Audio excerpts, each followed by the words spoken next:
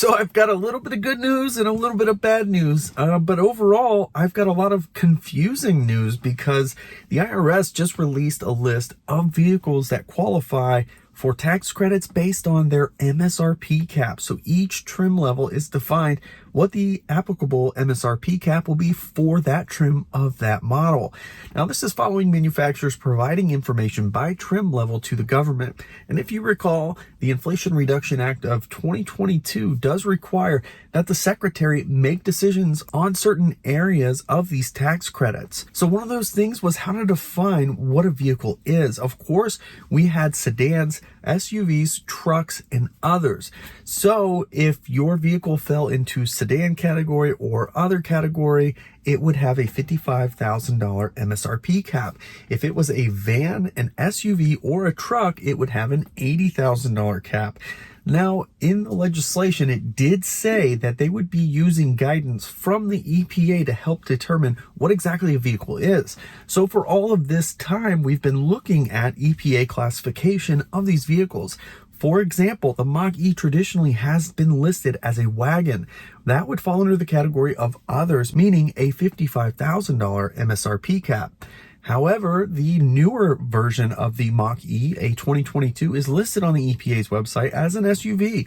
So Ford was able to give their input and make a change to allow the EPA to recognize the Mach-E as an SUV. Well, there's a little bit of fine print here because there are some additional ways that they can determine what the classification of a vehicle is, and it seems like some arbitrary method has been used to determine what an SUV is. I cannot tell by looking at this list very clearly what that classification requirement is to call something an SUV or something other than an SUV. I'll give you some examples here, but I do have some bad news for those of you who are waiting to take delivery of your Tesla Model Y.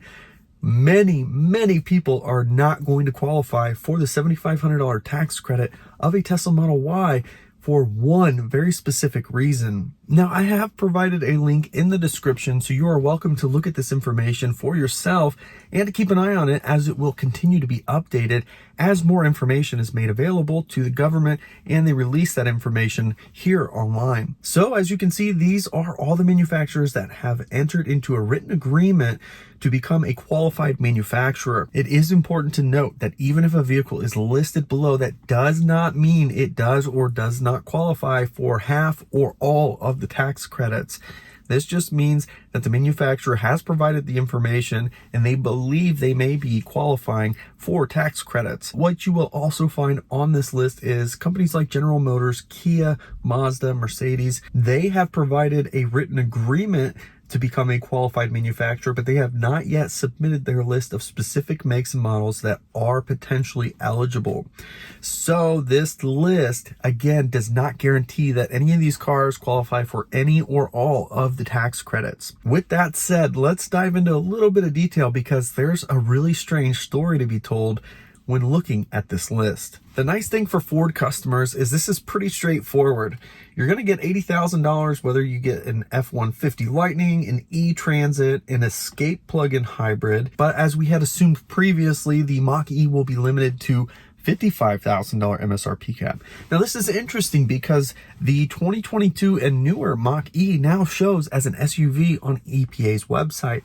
So keep that in the back of your mind. No surprise here, the MSRP caps on both Rivian models, the R1S and the R1T, are $80,000, which we already knew because the R1S is unquestionably an SUV. Over here at Chrysler, things do start to get interesting again because check this out.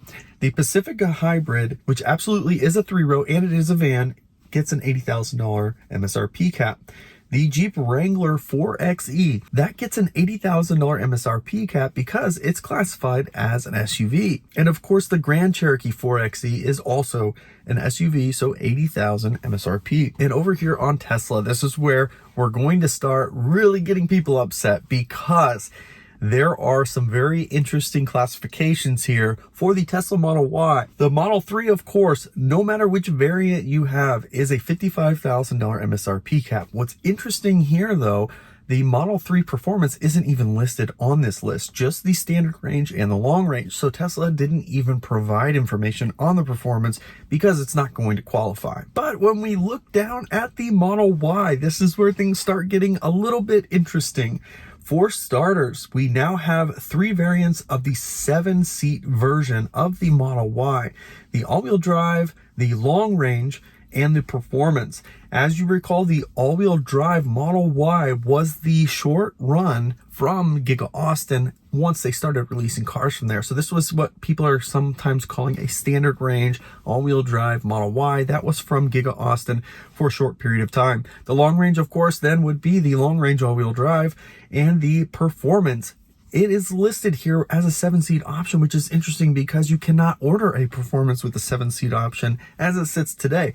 So perhaps that is something that's coming. And now on to the bad news. For some reason, even though the car I'm sitting in right now, this long-range Model Y 7-seater is considered an SUV, if this was a 5-passenger version, it would not be considered an SUV. So it has a $55,000 MSRP cap.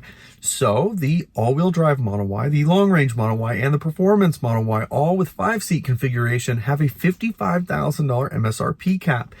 Why are those not considered an SUV when the 7-seater is considered an SUV? The very confusing situation continues as we look over at Volkswagen. Looking over at the ID.4, there are 6 configurations. I want to point out very clearly the ID.4 has only a 5-passenger option. You cannot get a 7-passenger in any configuration of an ID.4. All 6 of these are dimensionally the same exact car. That said, the first 4 trim models have a $55,000 MSRP cap. For some reason, these last 2, the all-wheel drive Pro and the all-wheel drive Pro S, those have an $80,000 MSRP cap. So for some reason, those are considered an SUV and the others are not. So we have some conflicting things going on here. Is it an all-wheel drive that makes it a SUV classification? Well, all the Model Ys listed above, 5 and 7-passenger, all have all-wheel drive, so that can't be it. The Model Y with the 7-passenger or 3-row is considered an SUV. Well, the Volkswagen ID.4 does not have a 7-passenger or a 3-row option, so that can't be it. So what is it that is making a classification for a SUV versus not an SUV? Well, just like Mach-E customers, this is very disappointing because that MSRP cap is a big issue, especially for a 5-passenger Tesla Model Y, which today costs about 10 grand more than that $55,000 MSRP cap. Tesla is not going to bring the price of a 5-passenger Model Y down to $55,000. Although this is extremely confusing and it's very hard to tell how they are determining what is and is not an SUV, keep an eye on this because something seems off. And because we are finding specific examples where something is considered an SUV and something is not, and there are very exact same situations for each, this is going to be challenged. This is going to be challenged in the courts. Hopefully this happens before it gets to that and they can fix this, but this is going to change over time. The good thing and bad thing is you can't get these tax credits at time of purchase for the first year, so you have to wait till time of filing your taxes. That gives them an entire year to sort this out, which is unfortunate, but that is going to be fixed one way or another, and I don't know if it's going to fall on the end of being conservative, where everything is delisted as an SUV, or if they're going to be more open and allow more cars to be considered an SUV. You better believe companies like Ford, who pour millions of dollars into lobbying, are going to get this fixed for the Mach-E. Likewise, Volkswagen is going to be very keen on getting the rest of their ID.4 platform qualified for that $7,500 tax credit.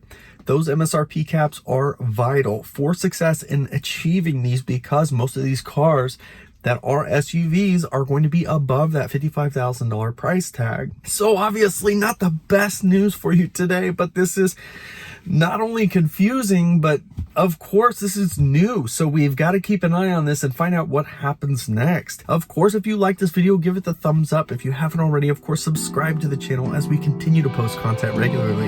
You can follow us on Twitter and Instagram @BeardedTesla. Thanks so much for joining us, and we'll catch you next time.